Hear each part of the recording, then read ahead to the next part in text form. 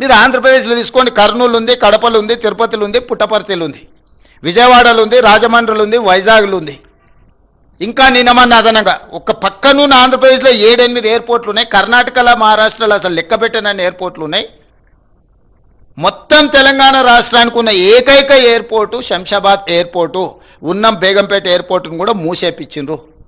ఇవాళ బేగంపేటలో అసలు ఫ్లైట్లు దిగడానికే లేదని ఆర్డర్స్ ఇచ్చారు.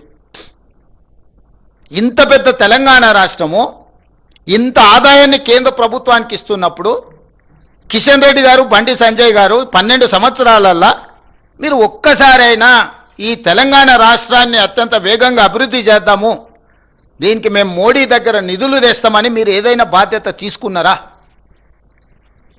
నరేంద్ర మోడీ గారు ఏదైనా స్పెషల్ ప్యాకేజ్ ఇచ్చినా, స్పెషల్ ప్రాజెక్ట్ ఇచ్చినా, స్పెషల్ డెవలప్మెంట్ స్పెసిఫైడ్ అథారిటీస్ ఏమని ఇస్తే మీరు సాధించినట్టు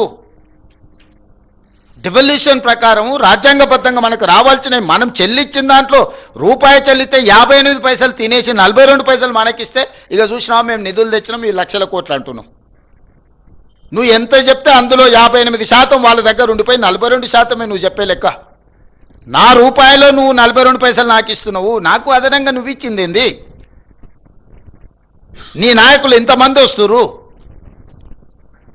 ఈ రోజు వరకు మీరిద్దరే కదా ఉన్నది, మోడీ కదా ఉన్నది. ఇన్ని రోజులు ఇదే కిషన్ రెడ్డి, ఇదే బండి సంజయ్, ఇదే ధర్మపురి అరవింద్ గారు, వీళ్ళే కదా ఎంపీలు కేంద్రంలో ఉన్నది అధికారము. ఏమైనా తెచ్చిందా? ఇప్పుడు మున్సిపల్ ఎన్నికల్లో కౌన్సిలర్ను మోడీని చూసి ఓటేయండి అంటారు. మోడీని చూసి ఓటేస్తే మన మోరీలో ఉన్న మురికి మోడీ వచ్చి తీస్తాడా? మోడీ దగ్గరకు పోయి అడగాలనా? మన గల్లీలో మన మోరీ నిండిపోతే మోరీని తీయాలంటే మోడీ వస్తాడా? పోనీలు పోదామంటే మోడీ కలుస్తాడా?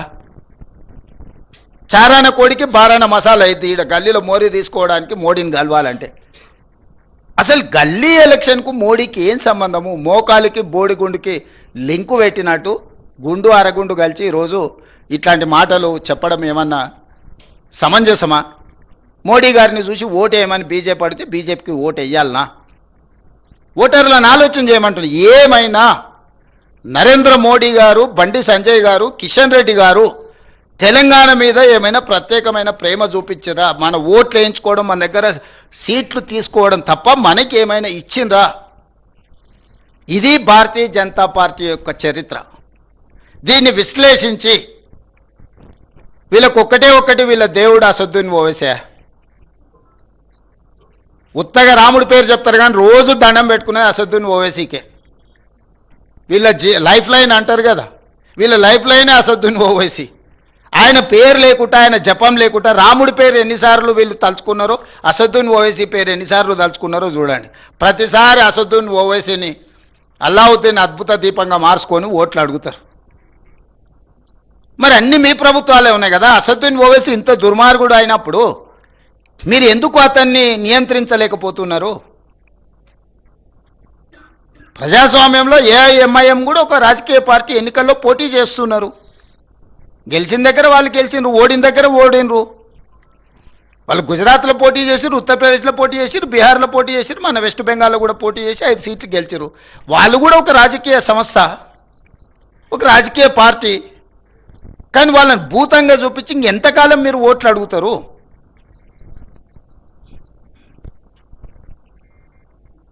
కాబట్టి కేవలం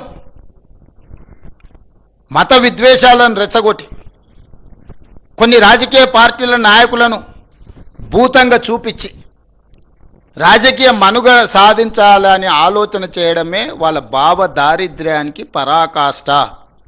ఈ భావ దారిద్ర్యాన్ని చూసి బీజేపీకి ఓటు వేయాలన్న తెలంగాణ ప్రజలు మీరు ఆలోచన చెయ్యండి. ఇక రెండవ పార్టీ బీఆర్ఎస్. 10 సంవత్సరాలు వాళ్ళే, పంచాయతీ మెంబర్ నుంచి పార్లమెంట్ వరకు వాళ్ళే ఉన్నారు, మున్సిపల్ కౌన్సిలర్ నుంచి ముఖ్యమంత్రి వరకు వాళ్ళే ఉన్నారు. 10 ఏళ్లలో వాళ్ళు లేని పదవి ఏదన్నా ఉందా? వాళ్ళ పార్టీ, వాళ్ళ కుటుంబం వాళ్ళే కదా ఉన్నది. ముఖ్యమంత్రి కేసీఆర్, మున్సిపల్ శాఖ మంత్రి కేటీఆర్ గారు, వార్డు మెంబర్ నుంచి పంచాయతీ మెంబర్ నుంచి పార్లమెంట్ వరకు అందరూ. వాళ్ళ నుంచి గెలవకపోయినా అభివృద్ధి జరగాలంటే మా పార్టీలో చేరాలని ఉన్నోళ్ళందరినీ వాళ్ళే కలుపుకున్నారు. ఇప్పుడు 116 మున్సిపాలిటీలు 7 మున్సిపల్ కార్పొరేషన్ నాకు తెలిసి 99% వాళ్ళ చేతుల్లో ఎవ్వరు రెండో పార్టీ లేదు 2 సార్లు, ఇంక్లూడింగ్ గ్రేటర్ హైదరాబాద్. 10 సంవత్సరాలు మీరే ఉంటే మున్సిపాలిటీలో ఈరోజు సమస్యలు ఉన్నాయి, ఈ సమస్యలు పరిష్కరించడానికి మాకు ఓటేయండి అని అడుగుతారేంది? అసలు ఇది ఎక్కడి విచిత్రం, ఎక్కడి విచిత్రం ఇది? మేమేమి ఎప్పుడు మున్సిపల్లో లేమే, మొదటిసారి మేము ఓటు అడుగుతున్నాం. మేము ఇంతకుముందు మేము కౌన్సిలర్ కాదు, కార్పొరేటర్ కాదు, గ్రామాల సర్పంచ్ కాదు, ఏది లేము. మేము మొత్తం మీరే ఉన్నారు.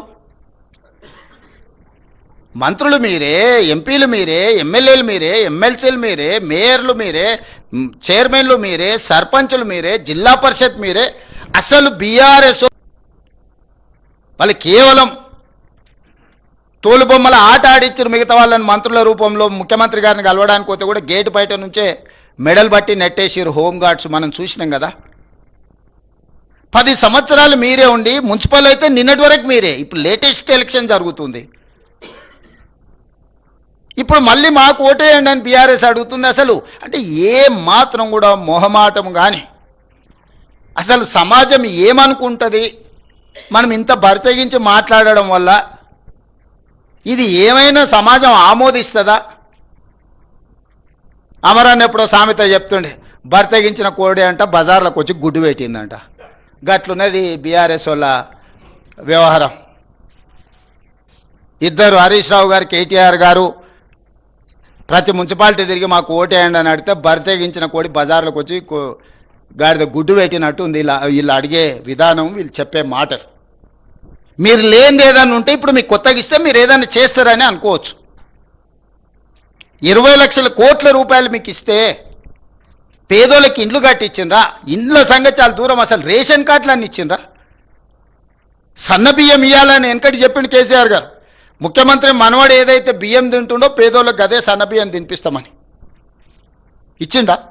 మీరు జర్నలిస్టులు, మీరు కూడా ఉన్నారు కదా ప్రజాక్షేత్రంలో, మీ గుర్తింపు కార్డు, మీ ప్లాట్ల గురించి ఇట్లా చెప్పుకుంటూ పోతే ఒక్కొక్క వర్గానికి, ఏ ఒక్క వర్గానికన్నా ఉద్యోగాలు ఇచ్చిండ్రా, రేషన్ కార్డులు ఇచ్చిండ్రా, సన్నబియ్యం ఇచ్చిండ్రా? అసలు ఏది వీళ్ళు అమలు చేసింది? పట్టణ ప్రాంతాలలో మోరీలు అన్న తీసిండ్రా?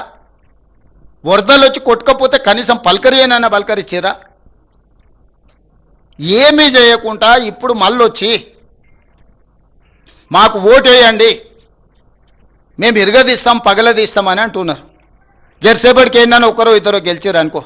ఇప్పుడు కేసీఆర్ గెలిచిండు, ప్రతిపక్ష నాయకుడు అయ్యండి, ఎప్పుడన్నా సభకు వచ్చిండా? నాయకుడే ఎట్లుంటే కిందోళ్ళు ఎట్లుంటారు? రేపు వీళ్ళు వస్తారా మున్సిపాలిటీకి?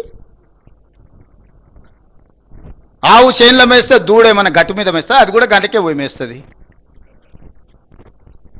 25 నెలలు 26 నెలలు అయింది, జీతభత్యాలు తీసుకుంటుండు, ప్రతిపక్ష హోదా తీసుకున్నాడు, క్యాబినెట్ ర్యాంక్ పవర్ ఎంజాయ్ చేస్తున్నాడు, ప్రభుత్వం నుంచి అన్ని వసతులు పొందుతున్నాడు. ఒక్కసారి కూడా సభకు రాలే. ఒక్క సమస్య మీద చంద్రశేఖరరావు గారు ప్రతిపక్ష నాయకుడిగా పని చెయ్యలేదు.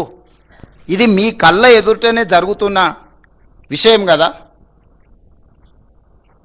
మిగతా వాళ్ళు వచ్చినా కూడా సభను ఎట్లా నడవకుండా అడ్డుకోవాలనే ప్రయత్నం చేస్తున్నారు తప్ప సభలు ఏమన్నా విషయాలు ప్రస్తావించరా? ఇన్నిసార్లు శాసనసభ జరిగితే రేపు మున్సిపాలిటీలో అప్పితప్పి ఆడొగరు ఈడొగరు ఎవరైనా కౌన్సిలర్లు కార్పొరేటర్లు గెలిస్తే వీళ్ళు ఆ మున్సిపాలిటీలలో జరిగే అభివృద్ధికి వీళ్ళు సహకరిస్తారా?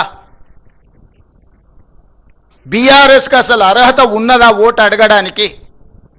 23లో అధికారం పోయి 24 పార్లమెంటులో గుండుసున్న వచ్చి 25లో సర్పంచ్ ఎన్నికలలో చావు తప్పి కన్నులొట్టబోయి ఈ పరిస్థితిలో అహంకారం, విషము, విద్వేషపూరితమైన ప్రసంగాలు, రెచ్చగొట్టే మాటలు స్థాయికి మరిచి